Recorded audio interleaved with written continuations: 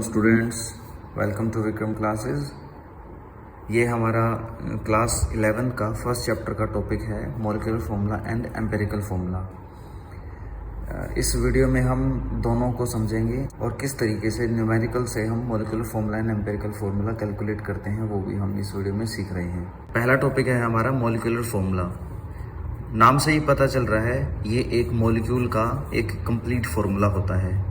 तो मॉलिक्यूल के एक फार्मूले को, कंप्लीट फार्मूले को, जो कि उसके सभी एटम्स के बारे में इंफॉर्मेशन दे, उसको कहते हैं मॉलिक्यूलर फार्मूला। इसका एग्जांपल हो जाएगा ग्लूकोज। ग्लूकोज का फार्मूला C6H12O6। ग्लूकोज में 6 एटम होते हैं कार्बन के, 12 एटम होते हैं हाइड्रोजन के, and another 6 atoms are of oxygen. तो ये बन जाता है ग्लूकोज का कंप्लीट मॉलिक्यूलर फार्मूला। अब देखते हैं एम्पिरिकल फार्मूला को। जब हम किसी मॉलिक्यूलर फार्मूले में से कोई डिजिट कॉमन निकाल दें, देन उसके बाद बचता है एम्पिरिकल फार्मूला। जैसे कि हम इसमें से 6 कॉमन निकाल सकते हैं। 6 कॉमन निकालने के बाद ये बचेगा C1H2 एंड ऑक्सीजन 1। तो ये जो हमारे पास फार्मूला बना है, ये हमें बताता है simplest ratio between carbon, hydrogen and oxygen, जो कि 1:1 है। अगर हम समरी देखें, मॉलिक्यूलर फार्मूला एक ऐसा फार्मूला है जो किसी भी कंपाउंड का टोटल नंबर ऑफ एटम्स हमें बताए, जबकि एम्पिरिकल फार्मूला एक ऐसा फार्मूला है जो उन एटम्स के बीच का सिंपलेस्ट रेशो बताए। So these become the definitions of molecular formula and empirical formula। ध्यान रखने की बात है कि मॉलिक्यूलर फार्मूला में से ही एम्पिरिकल फार्मूला जनरेट होता है जब हम एक नंबर को कॉमन निकालते हैं।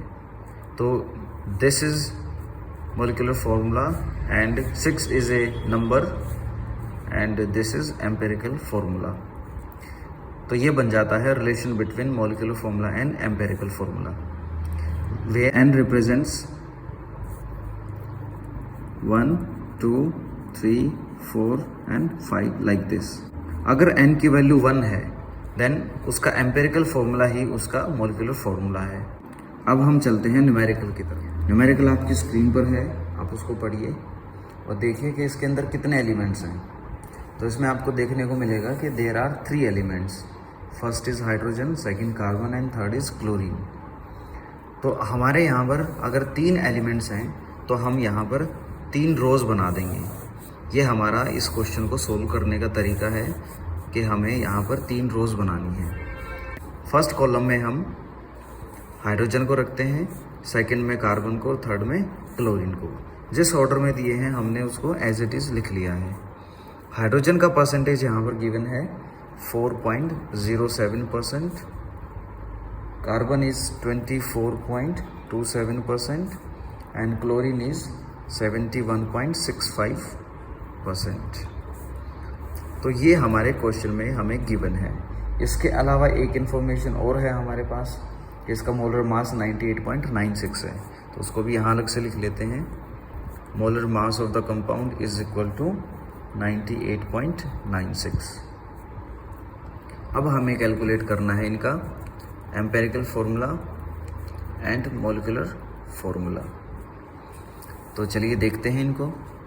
सबसे पहला स्टेप हमारा होगा इस परसेंट को मास में कन्वर्ट करना। So this is our first step. जितना परसेंटेज है उतना ही वो ग्राम के अंदर मास होगा। 24.27 ग्राम, 71.65 ग्राम। सो ये हमारा फर्स्ट स्टेप था। सेकेंड स्टेप में हमें इस मास को मोल्स में कन्वर्ट करना है, और मोल्स में कन्वर्ट करने के लिए आपको पता है एक फॉर्मूला होता है, that is given mass by molar mass. तो गिवन मास हाइड्रोजन के लिए 4.07 और मोलर मास हाइड्रोजन के लिए 1। इसको डिवाइड किया 4.07, यहाँ लिख दिया। These are moles of hydrogen. ऐसे ही अगर हम कार्बन के लिए निकालें तो given mass 24.27 and molar mass is 12। तो इसको सोल्व करने के बाद आएगा 2.0225।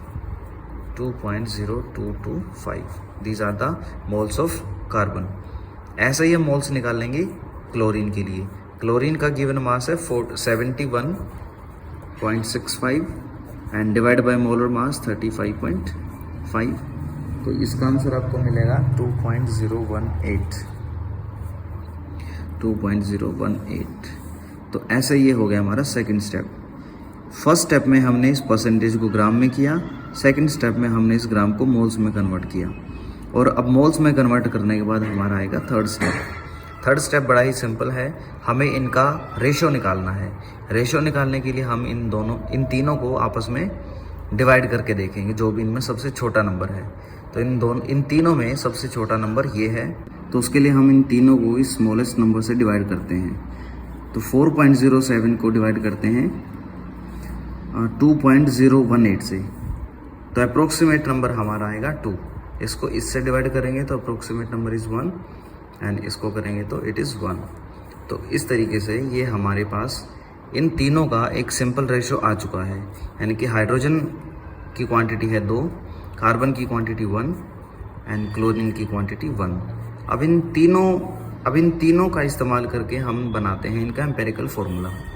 तो हमारे पास एम्पेरिकल फार्मूला बनेगा hydrogen is 2, carbon is 1 and chlorine is 1. तो इन तीनों से इसका बनाते हैं एम्पेरिकल फार्मूला. ये होगा CH2Cl. कार्बन हमने पहले इसलिए रखा क्योंकि कार्बन एक सेंट्रल एटम है. जो भी सेंट्रल एटम है वो पहले रखा जाता है और उसके सराउंडिंग एटम्स बाद में रखे जाते हैं. तो ऐसे बनता है हमारा एम्पेरिकल फार्मूला. अब हमें कैलकुलेट करना है molecular formula. Molecular formula calculate करने के लिए हमारे पास होना चाहिए मोलर मास. अगर किसी क्वेश्चन में मोलर मास नहीं है तो इसका मतलब हम उसका मॉलिक्यूलर फार्मूला भी नहीं कैलकुलेट कर सकते. तो मॉलिक्यूलर फार्मूले को कैलकुलेट करते हैं, जिसका फार्मूला है N into empirical formula. Empirical formula हमारे पास ऑलरेडी हमने फाइंड कर लिया, बट हमारे पास N की क्वांटिटी नहीं पता. अगर हम N की क्वांटिटी पता करना चाहें तो उसके लिए हम लिख सकते हैं molecular formula upon empirical formula is equal to N. हमें मॉलिक्यूलर फार्मूले का मास पता है, वो यहाँ पुट कर देंगे. एम्पेरिकल फार्मूला अभी कैलकुलेट किया, उसका मास पुट कर देंगे. तो दोनों के मास को आपस में डिवाइड करते हैं तो हमारी आ जाएगी N की वैल्यू. तो मॉलिक्यूलर फार्मूले का मास गिवन है 98.96. अब हम चलते हैं एम्पेरिकल फार्मूले का मास कैलकुलेट करने. तो इसका मास कैलकुलेट करो. एक कार्बन का मास 12, एक हाइड्रोजन का मास 1 और एक क्लोरीन का मास 35.5. तो इनको टोटल करें तो बनता है 5 + 1 6 + 2 8. This is 48.5. अब इन दोनों को डिवाइड करते हैं और ये बनेगा 2.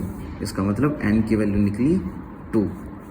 अब N की वैल्यू हम यहाँ पुट करें, हमारे पास आ जाएगा molecular formula 2 into empirical formula which is 2 into CH2Cl C2H4Cl2 and this is molecular formula.